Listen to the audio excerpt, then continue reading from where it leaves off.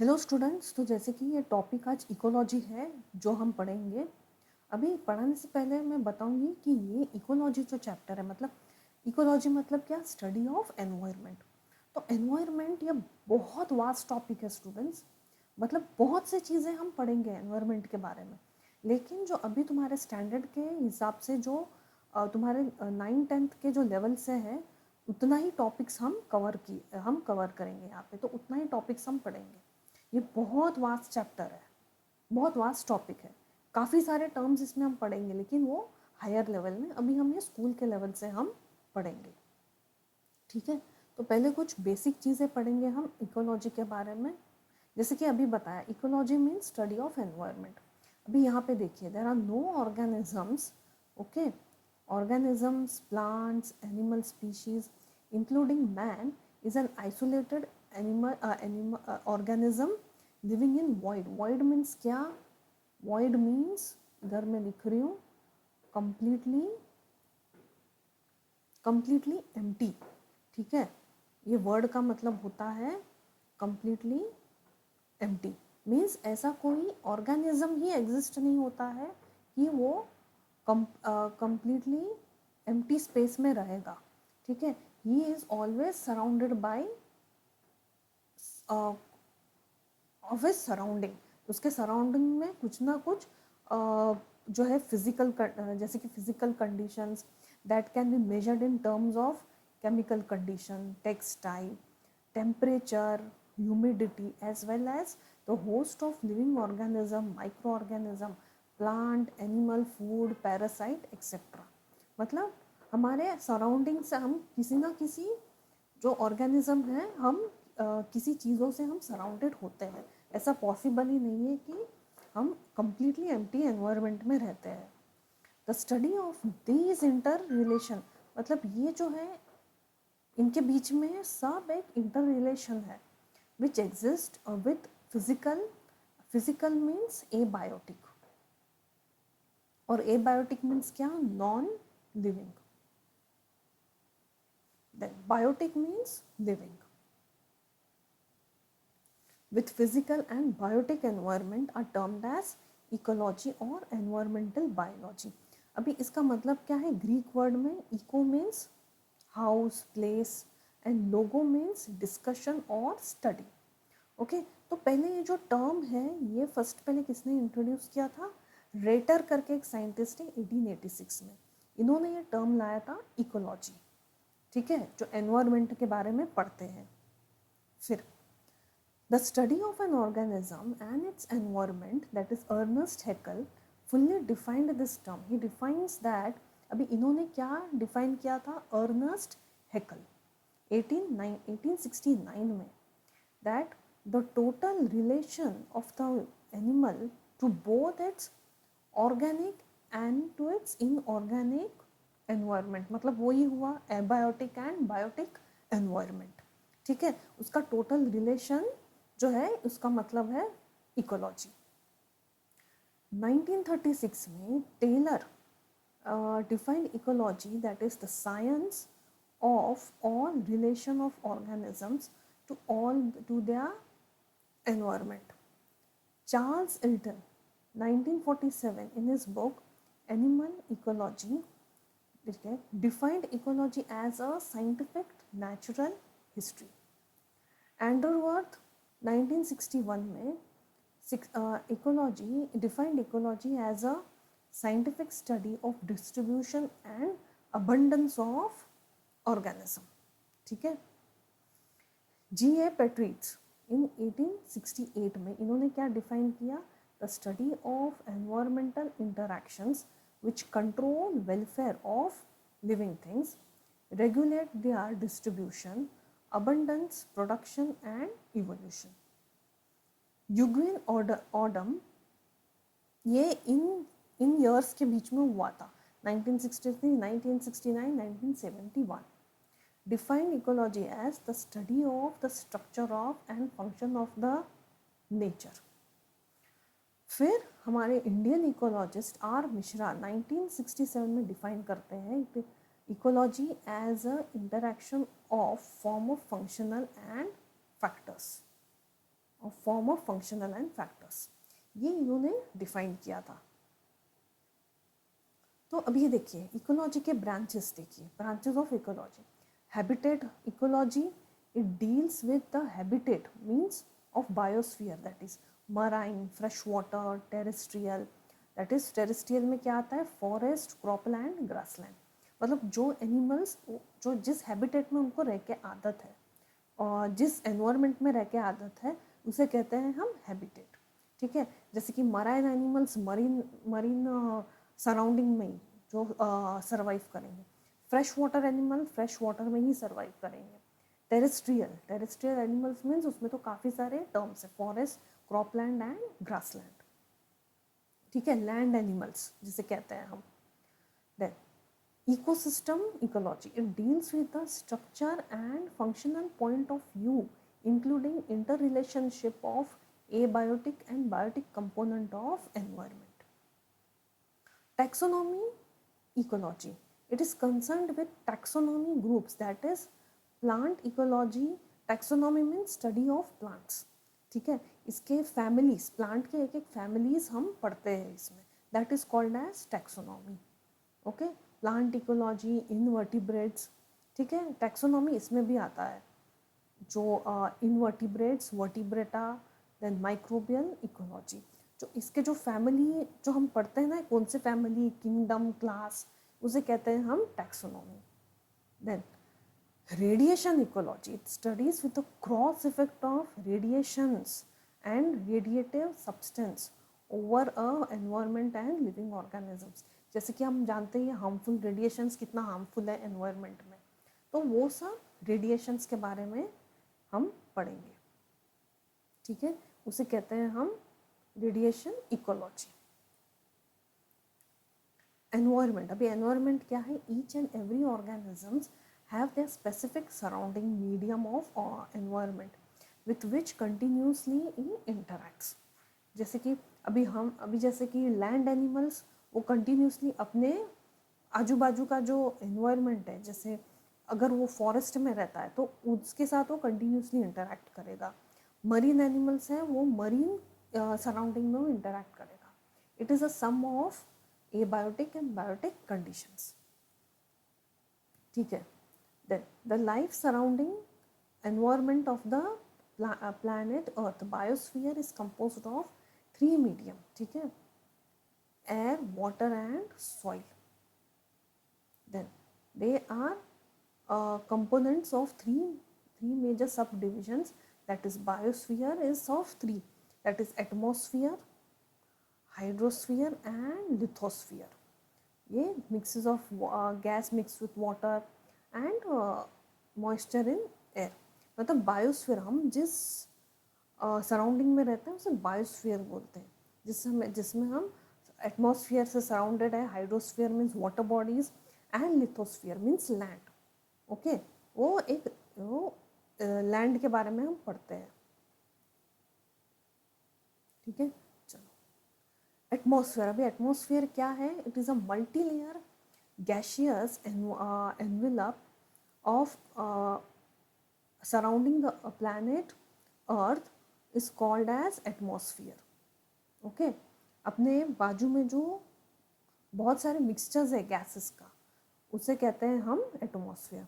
It remains in contact with major types of environment of the earth, greatly affecting our ability to support life.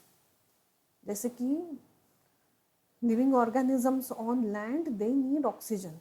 ठीक है, where is water में जो रहते हैं उनको भी चाहिए, लेकिन वो मिक्स फॉर्म में होता है ऑक्सीजन पानी में।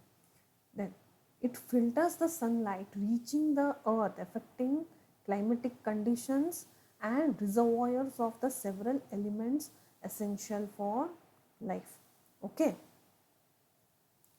इट फिल्टर्स द सनलाइट, मतलब जैसे जैसे वो सनलाइट रीच होता है अर्थ में वैसे वैसे वो फिल्टर होता जाता है।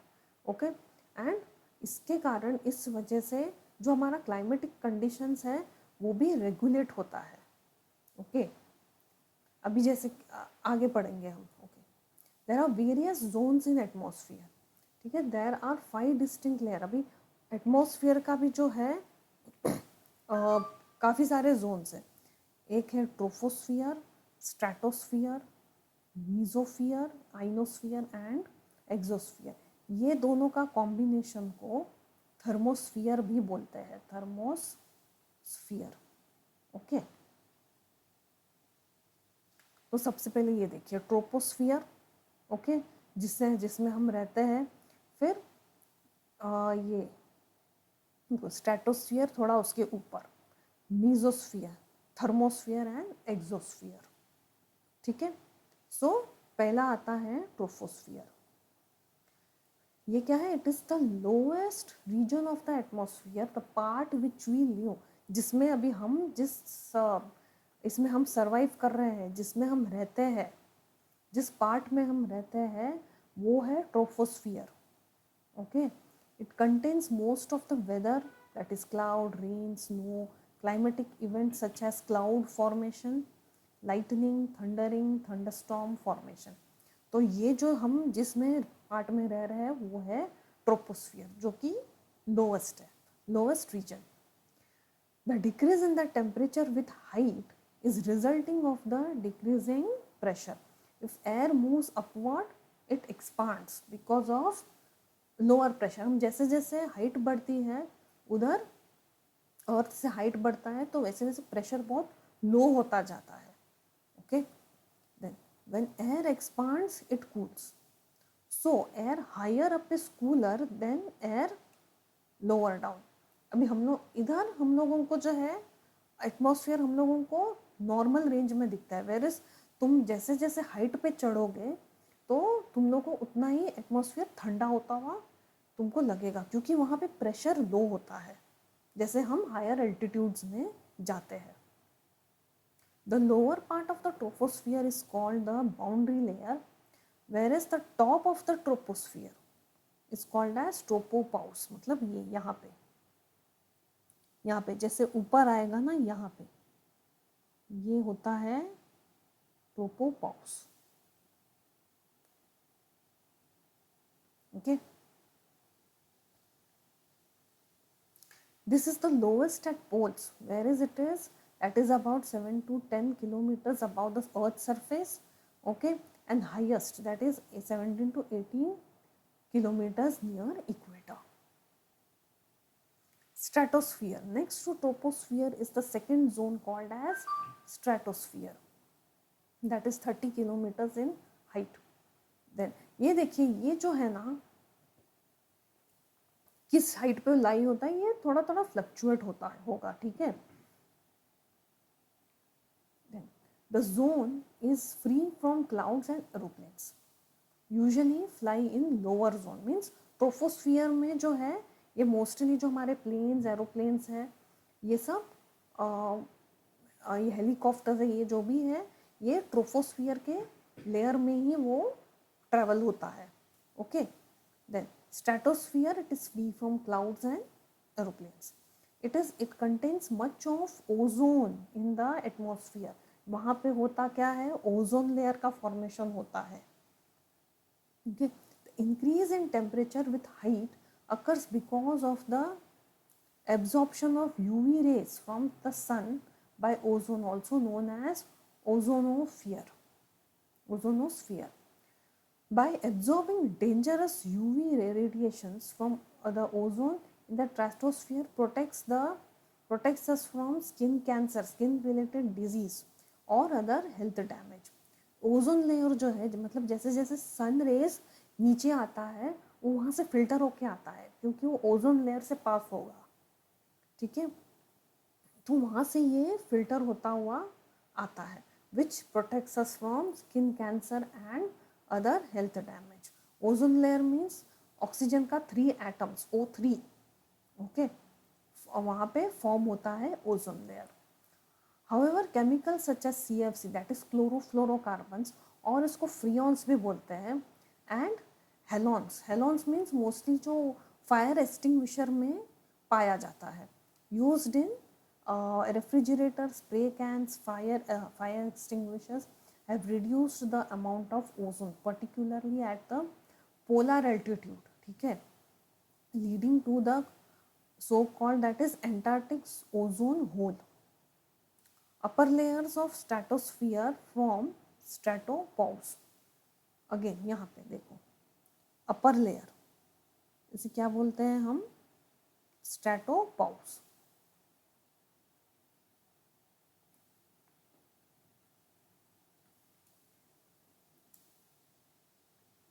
mesosphere.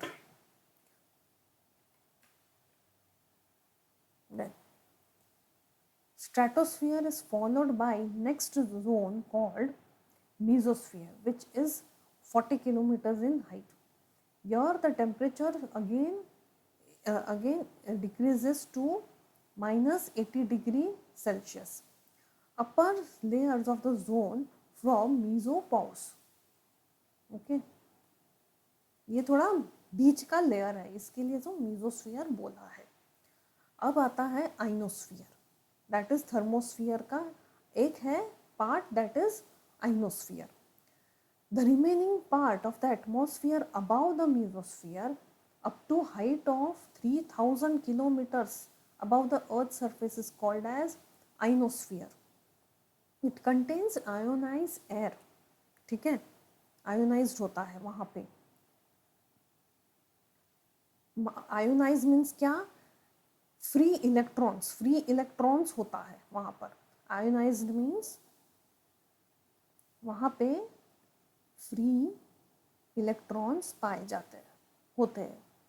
The most of the gaseous components become ionized under the influence of radiant energy and remains as ions.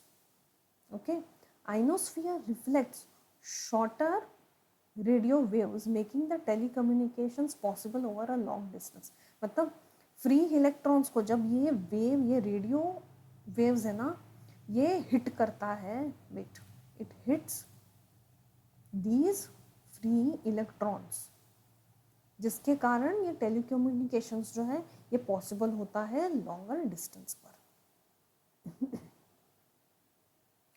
Now exosphere, सबसे top.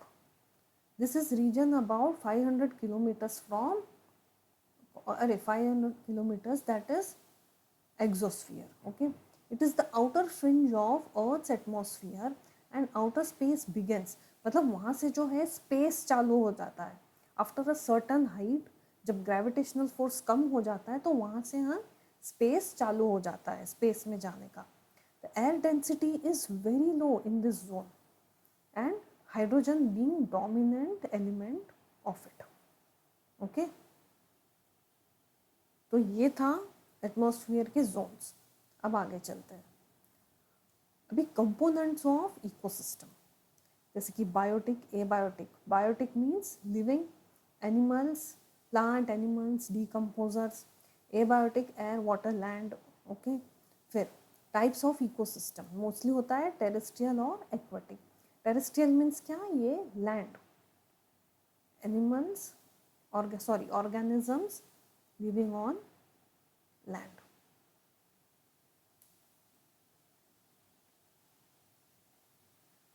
Organisms living on land. तो इसमें क्या आएगा, फॉरेस्ट, ग्रासलैंड, टुंड्रा, डेसर्ट. ठीक है, फॉरेस्ट मतलब क्या, बहुत ज़्यादा वेजिटेशन, वेजिटेटिव प्लांट्स होंगे. Okay, grasslands. ठीक है, फिर टुंड्रा. टुंड्रा मीन्स यहाँ पे ट्रीज है वो कम है. ओके, ठीक है, नो मच ट्रीज. जबकि क्योंकि बहुत ही ठंड, बहुत ही कोल्ड क्लाइमेट का एरियाज है. और यहाँ पे डेजर्ट मीन्स लेस रेनफॉल,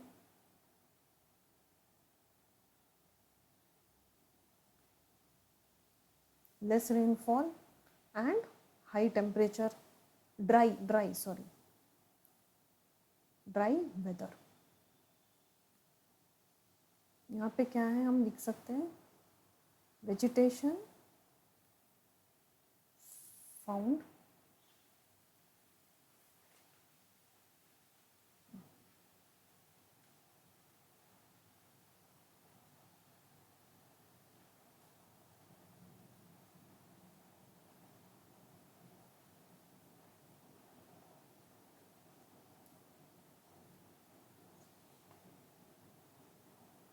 ये यूजुअली यहाँ पे जो है सब शॉर्ट हाइट के आपको दिखे, ग्रास लैंड इन मोस्टली जो है short height.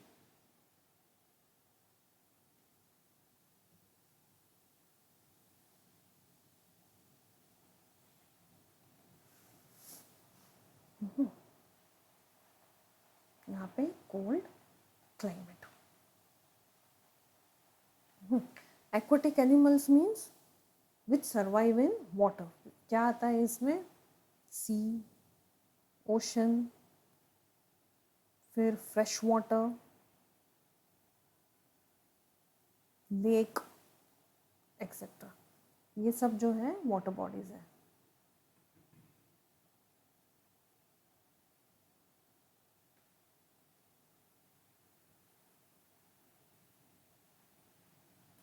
lakes, river, etc. Okay. Importance of ecological concepts.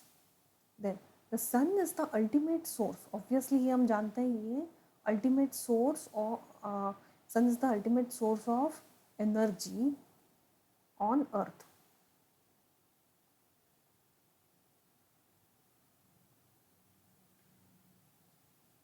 Ultimate source of energy on earth. It provides energy required for all plant life. Plant utilize the energy for the process of photosynthesis, which is used to synthesize their food. During this biological process, light energy है वो convert होता है chemical energy, which is passed to successive tropic level. Okay, this energy flows from producers to consumers, okay, and to the apex predator or detrivore called as food chain. तो ये जो क्या है, ये एक्चुअली ये एक फूड चेन है। Okay, decay and dead matter along with the organic matter is broken down into its constituents, okay, and gaining the energy, the reducers liberate molecules to environment which is utilized by producers. तो ये देखिए ऐसा chain होता है, ठीक है। देखिए ये है producer, grass is the producer, okay. फिर इसका प्राइमरी कंज्यूमर क्या है? ये है एंट इसको खाता है। फिर ये पिजन है, ये बर्ड है, ये एंट को खाएगा। पिजन को है ये snake which is a tertiary. और फाइनली एपेक्स पे क्या है? ये eagle. This is a apex predator. और बाद में इसे क्या, और फिर बाद में क्या होगा? ये डिकम्पोज करेगा, ये फंगस जो है इसे डिकम्पोज करेगा और फिर ये वापस जो है इसमें पास ऑन होगा, ठीक है। तो ऐसा करके ये फूड चेन का ये साइकिल है। देखिए dead and decaying matter along with organic matter is broken down by its constituents. After gaining energy, the reducers, इधर reducers कौन है? इधर reducers है fungi. reducers कौन है यहाँ पे? fungi. liberate molecules to the environment which is utilized again by producers. अभी यहाँ पे producer कौन है? यहाँ पे grass, ठीक है, ठीक है। तो ये एक फूड चेन है। अभी दूसरा फूड वेब। अभी फूड वेब में हम क्या कॉन्सेप्ट समझेंगे? It is there are unique interactions and relationship which is involved in transportation of energy. The energy once produced and captured is distributed throughout the various organisms. This transfer of energy is called food web. Food web का एक concept क्या है ना, ये जो इसमें concept क्या है, ये कैसे एक दूसरे पे डिपेंडेंट है। जैसे कि यहाँ पे ही देखो, आप एरोस से ही समझोगे। देखिए ईगल स्नेक को खाएगा, फिर ईगल, फिर देखिए यहाँ पे वुल्फ स्पैरो को खाएगा। Then frog will be eaten by snake, okay. फिर उस फ्रॉग को कौन खाएगा? ग्रासोपर। ग्रासोपर क्या खाता है? कॉर्न। देखो, this will be eaten by grasshopper, grasshopper को कौन खाएगा? फ्रॉग, फ्रॉग को कौन खाएगा? स्नेक। तो देखिए कैसे इंटर रिलेशन है, देखो मतलब यहाँ पे जो है ये ऑर्गेनिजम्स है, प्लांट्स है, सब एक दूसरे पे डिपेंडेंट है, इसलिए इसे कहते हैं food web. Okay, now interactions with ecosystem. अभी कैसे इंटरैक्ट होता है ऑर्गेनिजम्स अपने सराउंडिंग में, कैसे इंटरैक्ट करते हैं? Individual organisms in a community interact in different ways, and interaction में बेनिफिट और में बेनिफिट वन एन ऑर्गेनिज्म। तो अभी इसके फॉर्म्स क्या है? इसके काफ़ी सारे टाइप्स है। एक तो सबसे पहले है predation, it the interaction between prey and predator, okay, where the energy flows from one organism to another. मतलब जैसे कि स्नेक को क्या खाएगा? ईगल। तो जो एनर्जी है वो किसको, energy is flowing from one organism to another, मतलब यहाँ पे एनर्जी किसको मिलेगा? ईगल को, ठीक है। The predator is a organism that feeds on the prey, okay, मतलब प्रीडेटर जो है वो ईगल है और प्रे कौन है उसका? स्नेक। फिर कंपटीशन, अभी कंपटीशन भी है, देखो the interaction occurs when organism fight for limited, मतलब अभी जैसे कि एक जगह पे रिसोर्सेस कम है तो उसमें भी ये लोग कंपटीशन करते हैं, मतलब किसको वो सबसे पहले मिलेगा, तो उसके लिए भी वहाँ पे फाइटिंग होता है। Occurs when organism fight for limited resources in their environment. Example food, obviously water, space. देखिए जैसे कि plants, plants competing for sunlight. अभी जैसे कि डेंस फॉरेस्ट में देखो जो टॉल ट्रीज हैं ये शेड करता है किसको? स्मॉल प्लांट्स को, leading to the competition for sunlight. Smaller plants struggle to grow and reproduce due to the limited access to sunlight. देखिए, animals competing for food. Predators within the same species may compete for that a limited prey population. जैसे कि मतलब अगर उनका जो pray है mostly जो commonly उनका प्रे है, अगर उसका पॉपुलेशन कम है तो उसके लिए भी कंपटीशन होता है, उसके लिए भी फाइट होता है। Birds competing for nesting sites. Then bird species nest in a specific location such as tree hollows, cliffs. Then as nesting sites become limited, okay, जैसे कि मानो अगर साइट सबके लिए कम हो गया तो birds of different species may compete for the same nesting spot. Herbivorous. Herbivores competing for vegetation. Different herbivorous species such as zebra and antelopes, they may compete for the limited vegetation in the same habitat.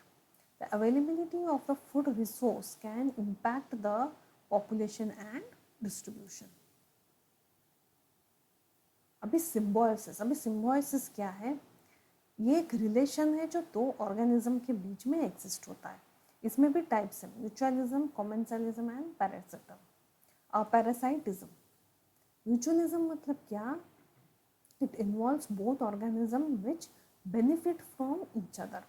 अभी इसका एक example है, animals live and feed on nectar of acacia trees, ठीक है। अभी plants उसमें survive करेगा, उनको नेक्टर चाहिए तो फायदा तो उनको भी हो रहा है, और अकेसिया को क्या होता है? Acacia trees are protected by ants, ठीक है। So ants feed on nectar and acacia trees are protected by ants, okay. तो यहाँ पे देखिए, यहाँ पे दोनों को ही बेनिफिट हुआ है, ठीक है। Commensalism, only one organism benefits while the other neither benefits nor harmed. एक को इसमें फायदा होगा, वेरस जो दूसरा होस्ट है उसको ना बेनिफिट है ना हार्म है। दैट इज, हम अक्सर देखते हैं small birds perch on the back of the grazing herbivores and eat insects stirred up on the herbivorous animals. अब आता है ये parasitism. One organism is benefited, okay, इसमें एक ही ऑर्गेनिज्म है बेनिफिटेड, वाइल जो दूसरा ऑर्गेनिज्म है ना, मतलब जो होस्ट ऑर्गेनिज्म है वो हार्म हो जाता है. Other host organism is harmed. That is, liver fluke attaches itself to the liver and its way to the tissue and bile. Okay. तो ये देखिए एंड, ये देखिए कुछ पिक्चर्स हैं यहाँ पे. एंड फीडिंग ऑन एकेसिया जो कि है म्यूचुअलिज्म. यहाँ पे देखिए birds perch on herbivorous animals, feed on insects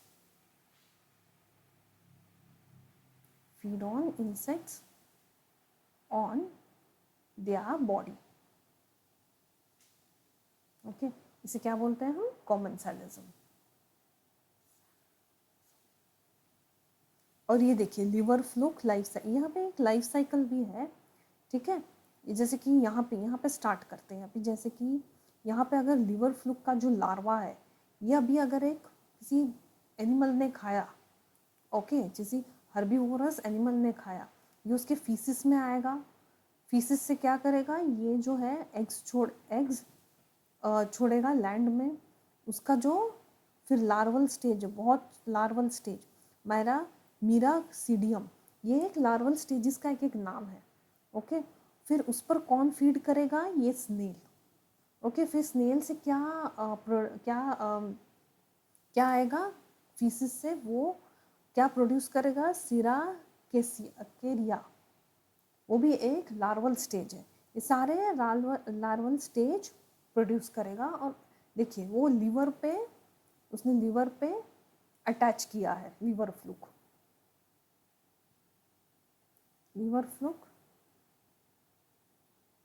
attach to the liver.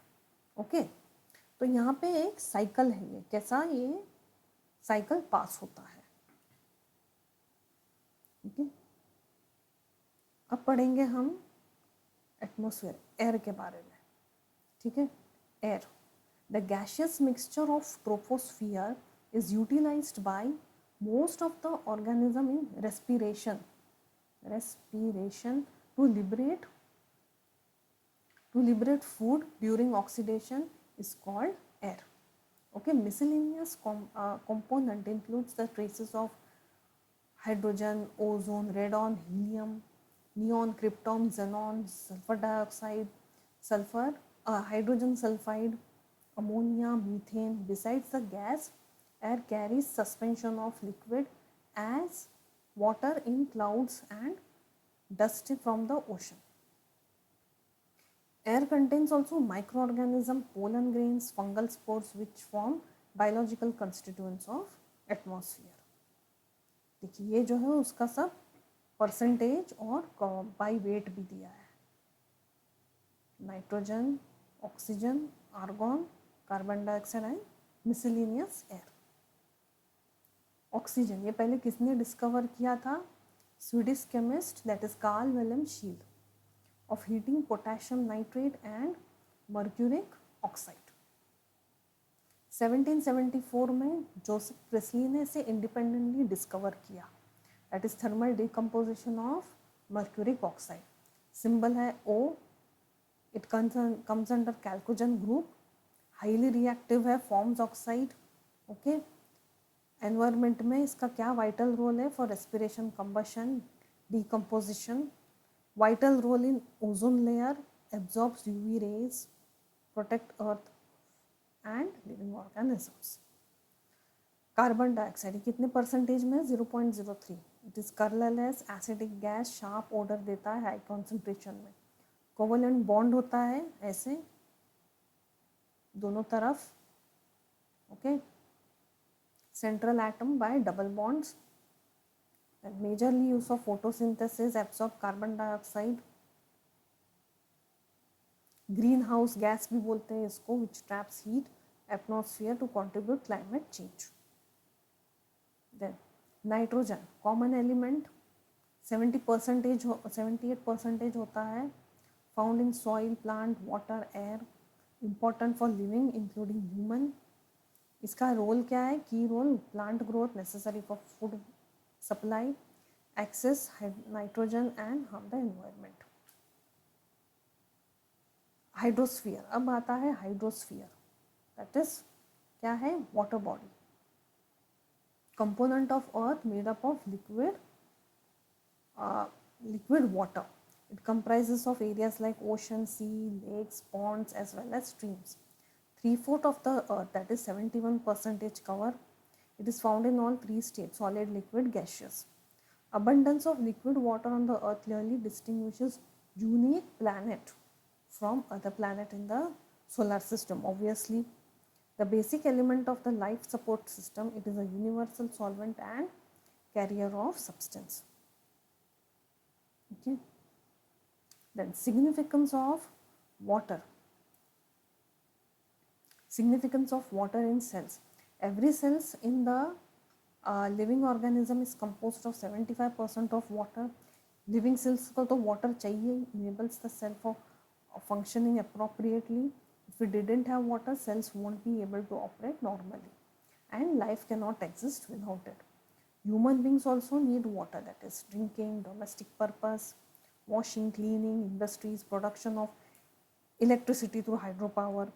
Water offers habitat, yes, for multiple plants and animals to live.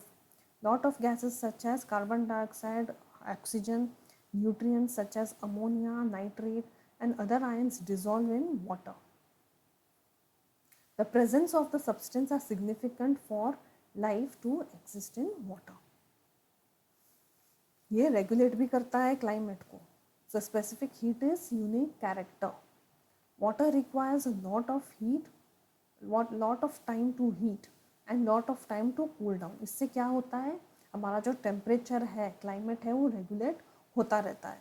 It assists to regulate temperature on the earth as to stay in the range of acceptable for life on the earth to exist.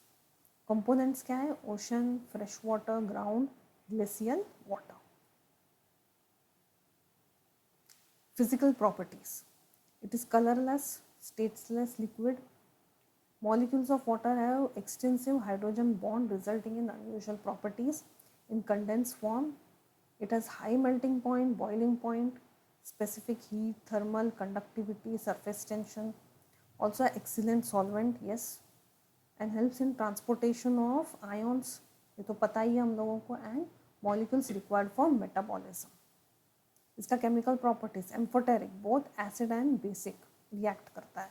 Redox reaction, electropositive, that is tendency to donate electrons.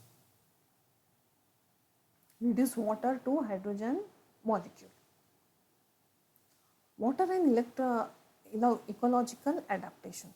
Water makes up the large portion of the bodies of the plant and animal, whether they live on land or in water.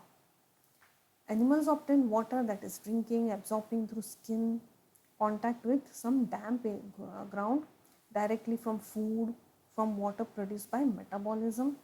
Okay, obtaining water and relation to supply water as well as resisting to drying effect of the surrounding atmosphere are important in determining the distribution of animals.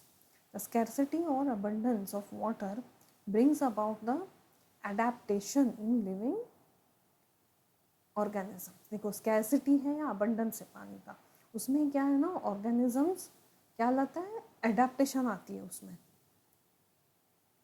Plants which live in water where plenty of water is there, उसे क्या बोलते हैं हम? Mesophytes. Plants growing in water are called as hydrophytes. Plants where areas where water is scarce are called as xerophytes. तो यहाँ पे देखिए, यहाँ पे कुछ प्लांट्स हैं, मीजोफाइट्स, हाइड्रोफाइट्स एंड जेरोफाइट्स. ये देखिए व्हीट है, ठीक है, ये क्लोवर प्लांट है, ये डेजी है, ठीक है, सब मीजोफाइट्स में आता है। हाइड्रोफाइट्स में क्या है, लोटस, वाटर लिली, एजोला, ठीक है। ये एजोला या स्मॉल छोटे छोटे फ्लावर्स आपको कभी कभी किसी पार्क में जाओगे तो शायद आपको दिखेगा, किसी बॉटेनिकल गार्डन वगैरह में। ज़ेरोफाइट्स ये क्या है, कैक्टस, इसे क्या बोलते हैं हम, अगाव, ये आपने देखा होगा। और ये है अकेसिया, ओके। ये है एजोला प्लांट, ये है क्लोवर, ओके। ये व्हीट है, wheat plant. Daisy, this is lotus. Water lily, ये तो मालूम है, कैक्टस, ओके। अब आते हैं हम लिथोस्फीयर। लिथोस्फीयर क्या है, solid component of the earth, that is it is multi-layer, that is crust, mantle and outer and inner core. It is multi-layer, that is crust, mantle and outer inner core.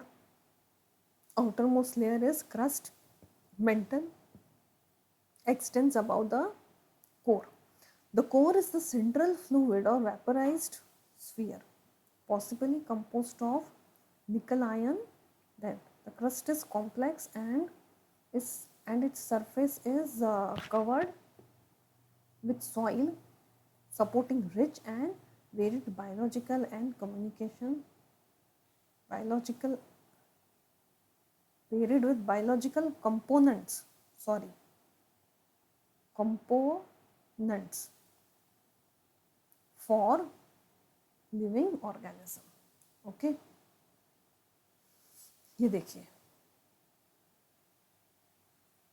ये देखिए, एक इधर एक layer है asthenosphere, which is, ये क्या है, rigid होता है, ठीक है, रिजिड और रॉकी, ओके। ये बीचों बीच का लेयर है। देखिए ये कोर है, इतना सा इतना पार्ट है, मेंटल है, और ये जो है लिथोस्फीयर है, ओके। सॉइल के बारे में पढ़ेंगे हम। It is derived from the Latin word solum which means earthly matter where plant grows. Soil is the natural habitat for microorganisms, plants and animals. It can be defined as the weather surface of earth crust mixed with organic material in which microorganisms live and plant grow. The air and water occupying the pores between the soil particles which are loosely packed organisms. Okay, उसमें क्या होता है, bacteria, fungi, algae, protozoa. Soil is the ultimate source of food production since plants form the base of all ecological and plants grow in soil and derive nutrition from them, ठीक है। तो ये था soil के बारे में। अब आएंगे हम एनवायरमेंटल इश्यूज में। एनवायरमेंटल इश्यूज क्या है, ऑब्वियसली हम जो डेली लाइफ में आजकल जो ज़्यादा ही बात करते हैं और वो है पोल्यूशन। पोल्यूशन आजकल का मेन प्रॉब्लम हो चुका है। तो सबसे पहले एयर पोल्यूशन है क्या, it is described as a undesirable change in the natural characteristics, okay। मतलब जो नेचुरल एटमॉस्फेयर है उसमें कुछ एक अनडिजायरेबल चेंज आ गया due to the contamination of environment by chemical, biological and physical agents, ठीक है। अभी पोल्यूटेंट्स क्या है यहाँ पे, पोल्यूटेंट्स मीन्स देखो एयर पोल्यूशन होता है पर वो किस वजह से होगा, पोल्यूटेंट्स के वजह से। तो ये क्या होता है, ये the substance which introduce harmful materials in the atmosphere और water are known as pollutant, ठीक है। तो अभी नेचुरल सोर्सेज ऑफ पोल्यूशन क्या है, फॉरेस्ट फायर्स, वॉल्केनोइक इरप्शन, ठीक है, डस्ट स्टॉर्म्स, पोलन ग्रेन्स जो कि रिलीज होता है वेरियस प्लांट्स के थ्रू, जो कि कभी कभी एलर्जी भी होता है इंक्लूडिंग ह्यूमन बींग्स, ठीक है। Anthropogenic source of pollutant that is made by activities which cause man-made activities, which cause pollutant are called as anthropogenic, that is domestic, agriculture and industrial. Impact क्या है? अब ये air pollution का impact क्या होगा? ये मोस्टली आप देखो irritation of eyes, nose, throat, headache, ये सब हम लोग ये सब एक्सपीरियंस करते हैं, ठीक है। These are the impact. ये जो पोल्यूशन का जो टॉपिक है ना, ये भी थोड़ा शॉर्ट में मैंने एक्सप्लेन किया। जब कोई पोल्यूशन का टॉपिक हम पढ़ेंगे उसमें सब डिटेल में होगा, ओके। इसमें भी बहुत सारे टर्म्स हम डिस्कस कर सकते हैं। वाटर पोल्यूशन, ठीक है, when pollutants are discharge directly and indirectly in the water bodies and which is without inadequate treatment to remove harmful compounds.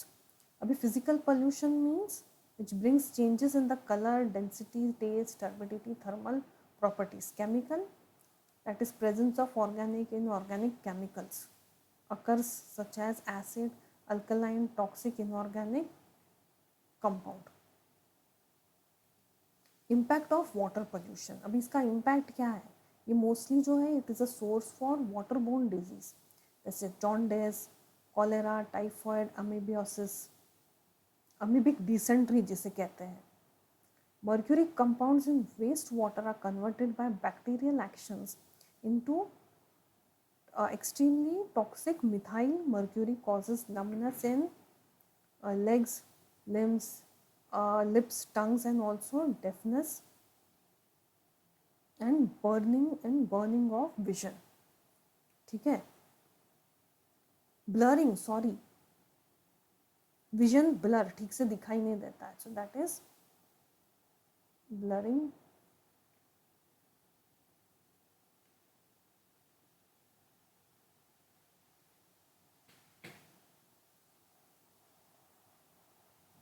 blurring of vision. Soil pollution. Soil pollutant is any factor that deteriorates the quality, texture and mineral content. Obviously जो factor है, अब जैसे कि देखिए सारे inter related है। अभी जैसे कि गंदा पानी, इंडस्ट्री से कोई गंदा पानी छोड़ा और वो सॉइल में एंटर किया तो क्या होएगा? ऑब्वियसली सॉइल का जो क्वालिटी है वो तो डिटीरियोरेट हो जाएगा, ठीक है, which disturbs the biological balance of organisms and the soil. उसके वजह से जो टेक्सचर है, क्वालिटी, मेन क्वालिटी जो है वो उसका डिटीरियोरेट होगा। तो इसका मेन सोर्स क्या है? Pollutants, soil pollutants, that is industrial waste, pesticides, fertilizers, manure, radio active waste, ठीक है। Noise pollution, displeasing sound that distracts and interrupts the balance of humans and animal life is known as noise pollution. It is defined as unwanted sound, a potential hazard to the health. The main sources of noise pollution are aircraft, traffic, industrial noise, railway station, construction equipment. Aircraft means mostly जो है aeroplane जब take off करता है उसका जो आवाज़ है वो हम बहुत मतलब हैजार्डस होता है हमारे, वो हमारे ईयर सुनने की क्षमता जो है वो उससे कम होने लगती है, ठीक है। तो इसके लिए कहते हैं कि एयरपोर्ट के सामने मोस्टली जो है रेसिडेंशियल हाउस नहीं बनाना चाहिए।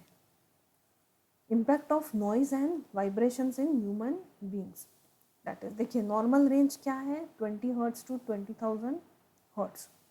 The lowest intensity, that is 40 to 60 dB, can disturb the comfort, mind and health. 60 to 80 brings emotional disturbance and mental illness. Then noise pollution above 80 decibels cause physiology problems, impairment of hearing, damage to the eardrum, ठीक है। Then psychological, ये non hearing, loud speaking, stress, leading to stress and irritability. देखिए ये है air pollution, water pollution, this is soil pollution and this is noise pollution. ठीक है। अभी climate change से क्या होगा एनवायरमेंट में? It refers to the long term shifts in temperature and weather pattern that can be natural due to the changes in the sun's activity or volcanic eruptions or किसी human activities से भी, which is a main driver for climatic change. Green house effect. अभी green house effect क्या है कि जब sunlight trap करता है अर्थ, जब तो काफ़ी सारे रेडिएशंस जो है वो बाउंस बैक हो जाते हैं। The green house effect is a process that occurs when gases in the earth's atmosphere trap the sun's heat. Okay, gases. This process makes the earth much warmer than it would be without atmosphere. The greenhouse effect is one of the things that makes the earth a comfortable place to live. तो अभी ये जो है ये technique है यहाँ पे use किया है। ग्रीन हाउस क्या है? Is a building with glass and glass roof to grow plants such as tomatoes, tropical flower. It stays warm even in winter. मतलब जब टेम्परेचर डाउन भी होता है तो भी ये अंदर गर्म होता है। ठीक है। When sun shines in the daytime, greenhouse, it warms the plants and air inside. At night it's colder outside, but greenhouse stays warm because of the glass walls that traps enough sun heat. लेकिन अभी human activities से क्या होगा? देखो, are changing the earth's natural greenhouse effect. Burning fossil fuels like coal and oil puts more carbon dioxide in the atmosphere. Okay, it is observed that अभी trees भी, अभी deforestation भी होगा, ठीक है, तो कार्बन डाइऑक्साइड कैसे एब्जॉर्ब करेगा प्लांट, कैसे एब्जॉर्ब होगा? ठीक है, तो उतना ज़्यादा कार्बन डाइऑक्साइड भी एटमॉस्फेयर में रिलीज होता है. It is observe that increase in the carbon dioxide in our atmosphere. Too much of greenhouse gas can cause Earth's atmosphere to trap more and more heat, which causes Earth to warm up. ठीक है, ज़्यादा carbon dioxide होने से भी क्या होगा? अर्थ का जो एनवायरमेंट, मतलब हमारा अर्थ है, वो और गर्म होता जाएगा. ठीक है, अभी नेक्स्ट है ग्लोबल वार्मिंग. ठीक है, पहला पॉइंट था ग्रीन हाउस इफेक्ट, जो कि एक रीज़न है क्लाइमेट चेंज के लिए. दूसरा है global warming.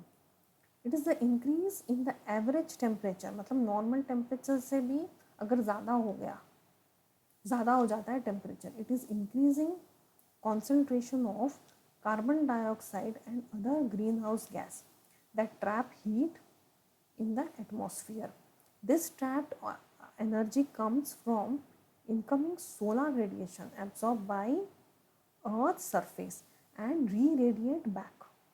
Okay. Solar radiations जब ट्रैप होता है तो वापस बाउंस बैक होगा वो into the atmosphere as infrared energy. It has been observed that due to human activity, the planet's climatic change continues over the last 80 years. ये जो है क्लाइमेटिक चेंज जो लास्ट 80,000 ईयर्स से हो रहा है. अभी देखिए, burning fossil fuels such as coal, oil, gasoline, natural gas. The earth's atmosphere heats up to hold more water. ठीक है, changing in the weather pattern. देखो कैसा वेदर ऐसा ही चेंज होता रहता है. Fuelling more severe rainfall. इसके कारण क्या होगा? ज़्यादा रेनफॉल हो जाएगा, मतलब जितना ज़रूरत है उससे ज़्यादा. At the same time warmer air causes more moisture to evaporate. Warmer air क्या करेगा? कॉज करेगा मोर मॉइस्चर टू इवेपोरेट, जिसके वजह से ड्राई हो जाएगा. हमारा एयर में मॉइस्चर होना ज़रूरी है, वरना बहुत ज़्यादा ड्राई एयर पास होता है. तो इससे क्या होगा? प्लैनेट का जो सरफेस है वो ड्राई हो जाएगा. ऐसे ज़मीन, सॉइल सब ऐसा ड्राई होता जाएगा, resulting in more frequent and intense droughts and heat waves. ठीक है, जब वेदर ड्राई होता है तो ये हीट वेव्स पास होगा, फॉर्म होगा वहाँ पे। तो ये सब रीजंस है, ठीक है, क्लाइमेट चेंज किस कारण हो रहा है, ग्रीन हाउस इफेक्ट और दूसरा है ग्लोबल वार्मिंग। ये देखिए, this is green house effect, green house effect. और ये जो टेक्निक यूज़ किया है देखो, ग्लास डोर, ग्लास हाउस में ये ग्लास रूफ है, देखिए इसके अंदर जो है वो प्लांट्स जो है वो उन लोगों ने ग्रो किया है। ओके, ये देखिए ग्लोबल वार्मिंग। ओके, अभी इफेक्ट क्या होगा इससे? ओके, क्लाइमेट चेंज के कारण तो हुआ, क्लाइमेट चेंज किस कारण हो गया, अभी इसमें इफेक्ट क्या होगा? सी लेवल राइज होगा, ठीक है, तो सिग्निफिकेंट राइज हुआ है in the past few decades, even a small increase can have a devastating effect on specially जो है कोस्टल हैबिटेट में। इससे क्या होगा? डिस्ट्रक्टिव इरोजन, सॉइल इरोजन हो जाएगा, wetland, flooding, agricultural soil contamination, loss of habitat for fish, obviously birds and plants। ये जो है सारा, ये जो इकोलॉजिकल सिस्टम है, जो इकोसिस्टम है, ये डिस्टर्ब हो जाएगा उसकी वजह से। Flood in the low line coastal areas are forcing people are vulnerable, which are vulnerable from flood risk and other climatic changes effects. Higher sea level can cause danger to the environment, causing hurricane and typhoon, means बहुत storm आएगा और फिर जो पानी जो है कभी कभी सिटी के अंदर आ जाता है, ठीक है, उसे कहते हैं हरिकेन और टाइफून। दूसरा क्या होगा इससे? देखिए दूसरा इफेक्ट आएगा स्पीशीज एक्सटेंशन। क्लाइमेट चेंज जो है it plays a increasing role, important role in decline of biodiversity, causing the loss of local species, increased disease, mass mortality of plants, animals, altered marine terrestrial / ecosystem around the world. On land, higher temperature have forced animals to move to the higher elevations. उनको नहीं survive हो रहा है temperature, तो वो लोग क्या करेंगे? माइग्रेट करेंगे लोअर टेम्परेचर के एरियाज में। The risk of species extinction increases every degree of warming। ये देखिए सी लेवल इंक्रीज हुआ तो कैसे सिटी के अंदर आ रहा है, सी लेवल राइजिंग। जैसे कि हमें अक्सर सुनाई देता है साइक्लोन के बारे में, कैसे पानी सिटी के अंदर आ जाएगा, कितने हमको वार्निंग्स आते हैं, ठीक है। और ये है स्पीशीज एक्सटेंशन, एक एक्सटिंक्शन। देखिए ये डोडो, ये एक्सटिंक्ट हो गया, तस्मानियन वुल्फ, मैमो, ये पैसेंजर पिजन, ये जो सारे हैं एक्सटिंक्ट हो चुके हैं। अब इसका सोल्यूशन क्या है? अभी सोल्यूशन क्या है? सबसे पहले देखिए ट्रांजिशन फ्रॉम फॉसिल फ्यूल्स, जैसे कोल, जैसे कि कोल हम लोग यूज़ करते हैं, कोल ऑयल जो फॉसिल फ्यूल्स हैं उसके टू, मतलब फॉसिल फ्यूल से अगर हम रिन्यूएबल एनर्जी अगर हम यूज़ करेंगे तो बहुत फ़ायदा है, जो कि है सोलार सिस्टम, विंड एनर्जी और हाइड्रो पावर, ठीक है। अभी सोलार एनर्जी क्या है? ऑफकोर्स हम लोगों ने सोलार पैनल्स के बारे में सुना है हम लोगों ने। वो क्या करेगा? एब्जॉर्ब करेगा सनलाइट को बाय फोटोवोल्टिक सेल, ठीक है, and it emits no green house gases and generates electricity. Solar energy is harnessed means absorb करता है by panels and mirrors. Photovoltaic solar cell converts the sunlight directly into electricity, generating electric current. Wind energy, that is by wind turbines, ठीक है, which is located on land, on shore बोलते हैं, और on sea or fresh water, that is offshore. Here the wind turns the blade of the turbines, which spins a generator and produces electricity. The best location for generating wind power are sometimes remote ones, whereas जो offshore मतलब जो सी water bodies में जो located है उधर से ट्रेमेंडस power आता है, ठीक है, ट्रेमेंडस पोटेंशियल है उनको पावर, ये विंड पावर में, ठीक है। Hydro power, hydro power means जहाँ पे वाटर बॉडीज का यूज होगा। They harness the energy of water moving from higher to lower elevation, generated by reservoirs, rivers generated from reservoirs, दो बार लिखा है। It is currently used as the largest source for the renewable source in electricity sector.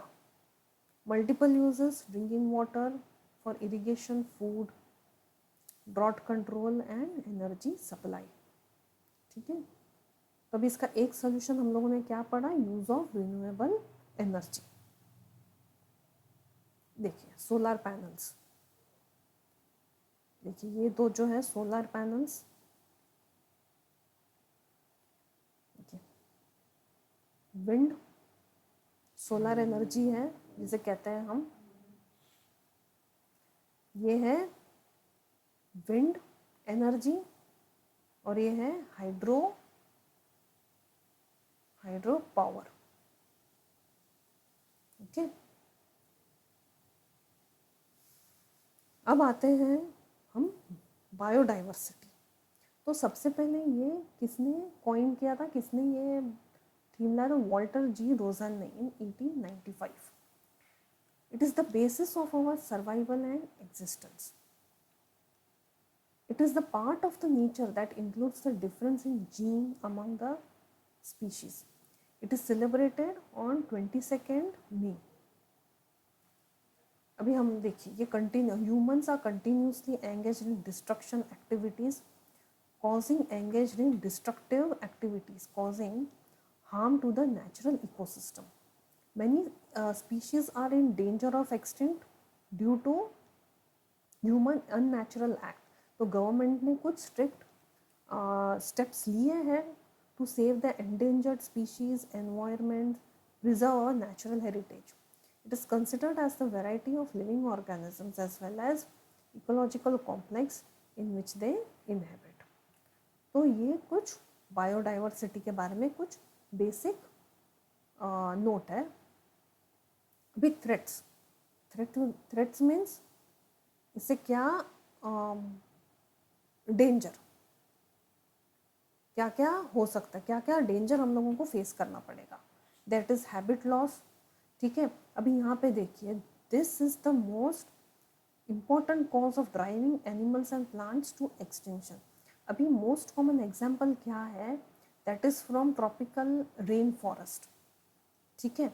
इसमें क्या होता था, ये जो है it use to cover 14% of the earth surface, जो कि अभी 6% से भी ज़्यादा नहीं है। अमेज़न रेन फॉरेस्ट, इसे क्या कहते थे, क्या कहते हैं हम, lungs of the planet which is harbouring millions of species. इसे क्या किया गया है, कट टू कल्टिवेटिंग सोयाबीन्स, ठीक है। अमेज़न रेन फॉरेस्ट को भी जिसे लंग्स ऑफ द प्लैनेट कहा जाता है।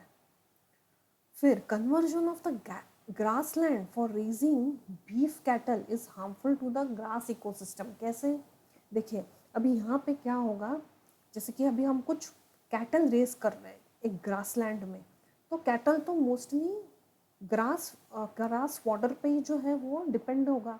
अभी उसका जो अगर क्वांटिटी कम है तो उधर भी वहाँ पे कंपटीशन होगा कि इतने अगर कैटल ज़्यादा है तो ऑब्वियसली वहाँ पे क्या होगा, वहाँ पे जो है ये ग्रासलैंड इकोसिस्टम हार्म होगा।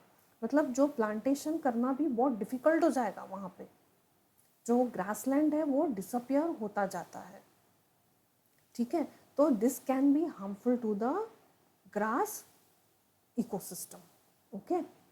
Besides total loss, degradation of many habitat by pollution threatens the survival of many species, ठीक है। तो ये है हो गया habitat loss, okay.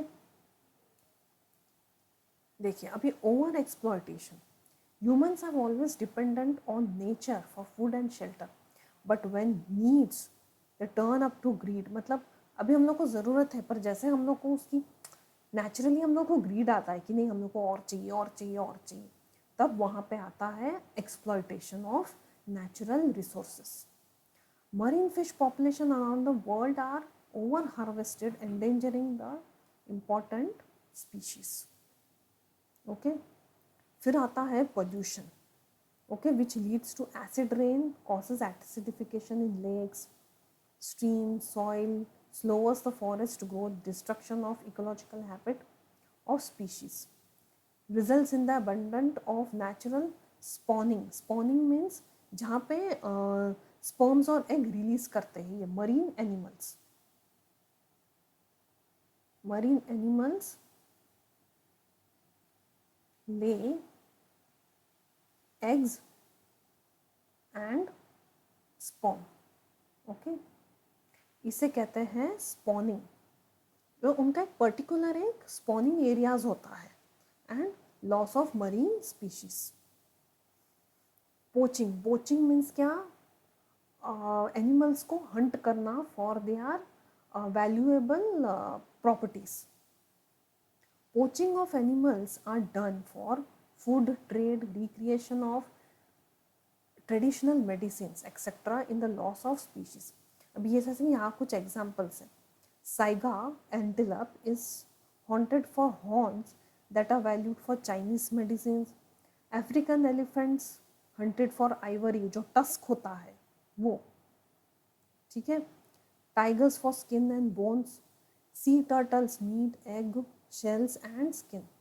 Rhinoceros again haunted for medical treatment और remedies. Deforestation, it leads to extinction of loss of biodiversity. Nearly 18 million of acres of forest are lost each year due to logging. Logging means cutting off. ठीक है, cutting off trees.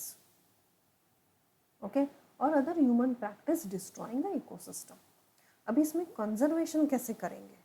देखो, conversation हम क्या steps ले सकते हैं. Due to the continuous increase in the number of endangered species, flora, fauna, major steps have been taken. In situ conservation means ये क्या है, it includes the conservation of habitat species and ecosystem where they naturally occur. जो इनको वहाँ पे हम conserve कर सकते हैं, जो कि जहाँ पे ये नेचुरली होता है. ये ज़्यादा एक्सपेंसिव होता है in comparison to ex situ. Then it includes the gene flow introduction of new genetic stocks and translocation of animals. और ये क्या इंक्लूड होता है इसमें, national park, wild life sanctuaries and biosphere reserves, जो कि एक प्रोटेक्टेड एरियाज होते हैं. ओके, ये बहुत ही प्रोटेक्टेड एरियाज होते हैं. और मतलब यहाँ पे टूरिस्ट वगैरह को भी एंट्री दी जाती है कुछ रूल्स के साथ. ओके, तो ये देखिए नेशनल पार्क है, वाइल्ड लाइफ सेंचुरीज है, ये सब जो क्या है, नेचुरल एनवायरनमेंट है, तो वहाँ पे इनको कंजर्व करते हैं. दूसरा है ex situ. Then it is biodiversity outside their natural habitat referred as ex situ conservation. The live animal population are not kept under the normal management. They involve breeding, maintenance, endangered species in artificial ecosystems such as zoo, nurseries, botanical garden and gene banks. देखिए ये सब जो है natural नहीं है. अभी जू तो नेचुरल एनवायरनमेंट नहीं है, नर्सरीज भी नहीं है, बॉटनिकल गार्डन्स भी नहीं है, जीन बैंक्स भी नहीं है. तो इसे क्या बोलते हैं, आर्टिफिशियल इकोसिस्टम. ये देखिए, देखिए यहाँ पे कुछ पोचिंग के कुछ फोटोज हैं. देखो टस्क, एलिफेंट का टस्क है, ये टस्क ऑफ एलिफेंट. यहाँ पे देखिए हिपोपोटामस को भी, अरे सॉरी, राइनोसोरस को भी पोचिंग किया जा रहा है फॉर देयर हॉर्न्स. अभी ऐसा मानना है, ऐसा मिथ है कुछ एशियन कंट्रीज़ में, जैसे वियतनाम में, कि इनके जो थॉर्न्स में है ना कुछ कैंसर ट्रीटमेंट के कुछ केमिकल्स हैं, इससे कैंसर क्योर होता है, तो इसके वजह से और इनकी पोचिंग हो रही है। और इनके थॉर्न्स में जो है कहते हैं केराटिन करके प्रोटीन होता है, तो इसके थॉर्न्स के बहुत फ़ायदे हैं। पर ऐसा भी माना जा रहा है कि जहाँ भी ये यूज़ किया है इससे कुछ ज़्यादा हेल्थ में जो है हेल्थ जो हेल्थ कंडीशंस है इसमें कुछ डिफरेंस नहीं नज़र आया है, बट फिर भी मानते हैं वो लोग हॉर्न्स ऑफ राइनोसोरस। ठीक है, इवन ये देखिए, इसे पैंगोलिन बोलते हैं, पैंगोलिन। इसका भी जो ये स्केल्स है ना, स्किन स्केल्स, ये भी कहते हैं कि इसका भी कुछ मेडिसिनल यूजेस है। Okay, in that is in Chinese medicine. Then ये देखिए टाइगर्स, स्किन ऑफ टाइगर। ये देखिए इसे डिफॉरेस्टेशन, देखिए ओवर एक्सप्लॉयटेशन भी क्या कहा जाता है इसे। देखिए ज़्यादा जो नीड्स हैं वो ह्यूमन बींग्स की बढ़ती जा रही, जैसे जैसे पॉपुलेशन इंक्रीज हो रहा है, तो यहाँ पे ओवर एक्सप्लॉयटेशन की वजह से क्या हो रहा है, डिफॉरेस्टेशन भी। देखिए कैसे इंटरलिंक्ड है। देखो ये है, टर्टल को भी किया जा रहा है, टर्टल को भी पोचिंग किया जा रहा है। कहते हैं इनका जो फैट से जो ऑयल एक्सट्रैक्ट होता है उसके भी बहुत फ़ायदे हैं। ओके, जैसे कि रेस्पिरेटरी कुछ इश्यूज़ है, तो कहते हैं कि ये जो टर्टल का जो टर्टल के फैट से जो ऑयल एक्सट्रैक्ट किया है उसके बहुत फ़ायदे हैं। तो इसके लिए कुछ लोग तो इसे पेट्स भी बन रखने में बहुत पसंद करते हैं, तो उसके वजह तो दैट इज़ वहाँ भी इनका पोचिंग किया जा रहा है। ओके, देन देखिए ये है साइगा एंटेलोप, साइगा एंटेलोप।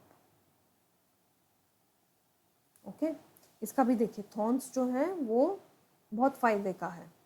यहाँ पे देखिए हैबिटेट लॉस हुआ है, देखो ये पिक्चर, हैबिटेट लॉस। यहाँ पर ये जो बैर बैठा है इसका जो हैबिटेट है वो फुल लॉस हो चुका है, देखो।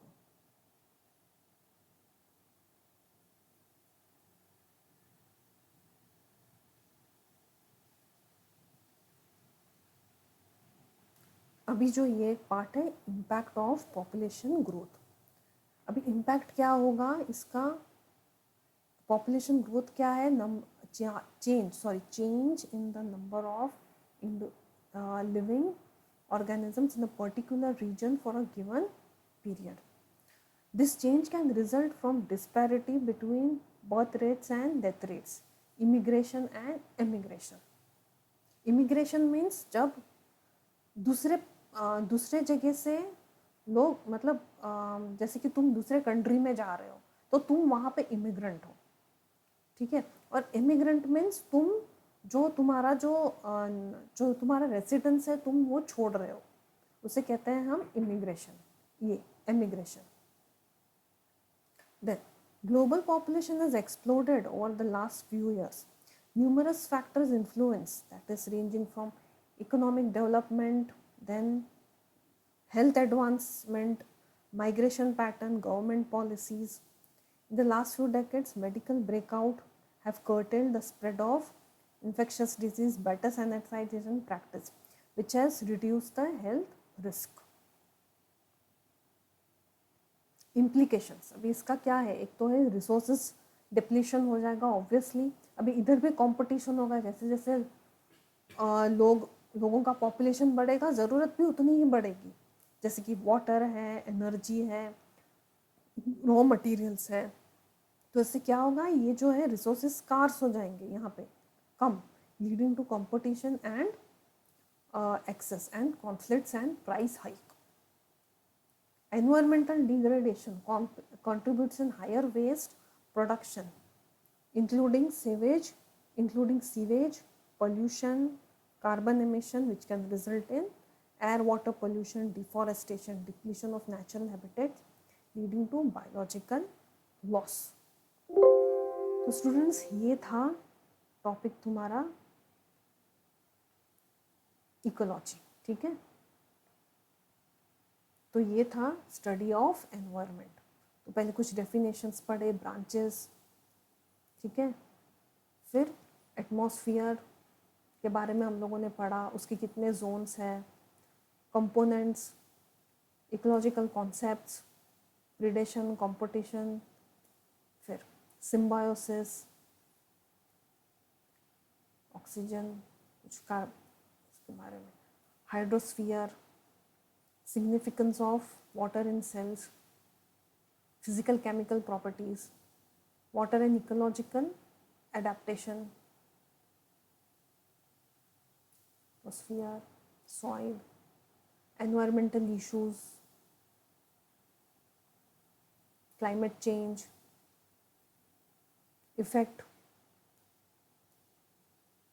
उसका solution, biodiversity, threats to biodiversity, and then impact of population, ठीक है।